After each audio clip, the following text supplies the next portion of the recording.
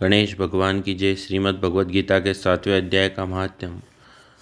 भगवान शिव कहते हैं, पार्वती अब मैं 7वें अध्याय का महात्म्य बतलाता हूँ, जिसे सुनकर कानों में अमृत राशि भर जाती है। पाटलिपुत्र नामक एक दुर्गम नगर है, जिसका द्वार बहुत ही ऊंचा है। उस नगर में शंकुकर्ण नामक एक ब्राह्मण रहता था। उसने वेश्यवृत्ति का आश्रय लेकर बहुत धन कमाया, किंतु न तो कभी पितरों का तर्पण किया और न देवताओं का पूजन ही। बधनोपार्जन में तत्पर होकर राजाओं को ही भोज दिया करता था। एक समय की बात है, उस ब्राह्मण ने अपना चौथा विवाह करने के लिए पुत्रों और बंधुओं के साथ यात्रा की। मार्ग में आधी रात के समय जब वह सो रहा था, एक सर्प ने कहीं से आकर उसकी बाह में काट लिया। उसके काटते ही ऐसी अवस्था हो गई कि मणि, मंत्र और औषधि आदि से भी उसके शरीर की रक्षा असाध्य जान पड़ी। तत्पश्चात कुछ ही क्षणों में उसके प्राण पखेरु उड़ गए। फिर बहुत समय के बाद वह प्रेत सर्प योनि में उत्पन्न हुआ। उसका चित्त धन की वासना में बंधा था। उसने पूर्व वृत्तांत को स्मरण करके सोचा, मैंने जो घर के बाहर करोड़ों की संख्या में अपना धन गाड़ रखा है, उससे इन पुत्रों को वंचित करके स्वयं ही उसकी रक्षा करूंगा। एक दिन सांप की योनि से पीड़ित होकर पिता ने स्वप्न में अपने पुत्रों के समक्ष आकर अपना मनोभाव बताया। तब उसके निरंकुश पुत्रों ने सवेरे उठकर बड़े विस्मय के साथ एक दूसरे से स्वप्न की बातें कही।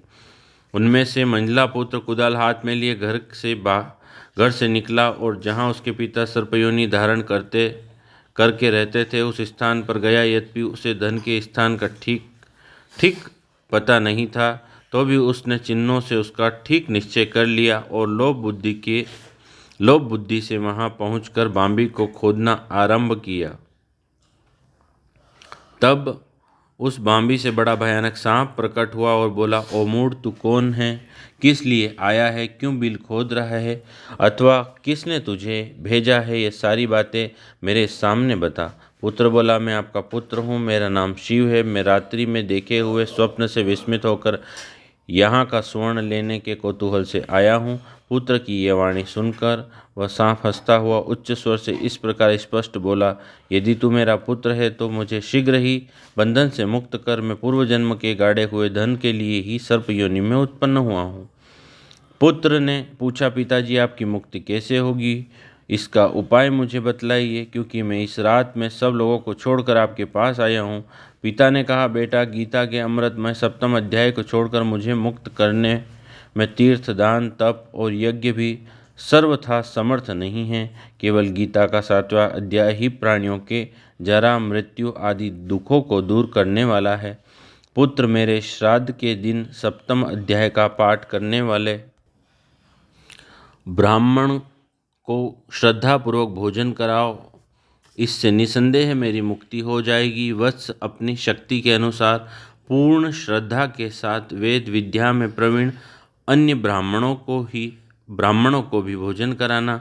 सर्प योनि में पड़े हुए पिता के वचन सुनकर सभी पुत्रों ने उसकी आज्ञा के अनुसार तथा उससे भी अधिक किया। तब शंकुकर्ण ने अपने शरीर को त्याग कर दिव्य देह धारण किया और सारा धन पुत्रों के अधीन कर दिया। पिता ने करोड़ों की संख्या में जो धन बांट कर दिया था, उससे वे सदाचारी पुत्र बहुत प्रसन्न हुए। उनकी बुद्धि धर्म में लगी हुई थी, इसीलिए उन्होंने बावली, कुआं, पोखर, यज्ञ तथा देव मंदिर के लिए उस धन का उपयोग किया और अन्नशाला भी बनवाई। तत्पश्चात 7वें अध्याय का सदा जप करते हुए उन्होंने मोक्ष प्राप्त किया। पार्वती, यह तुम्हें 7वें अध्याय का महात्म्य बताया गया है, जिसके श्रवण मात्र से मानव सब पातकों से मुक्त हो जाता है। ओम श्री परमात्मने नमः। श्री कृष्णं शरणं मम, श्री कृष्णं शरणं मम, श्री कृष्णं शरणं मम।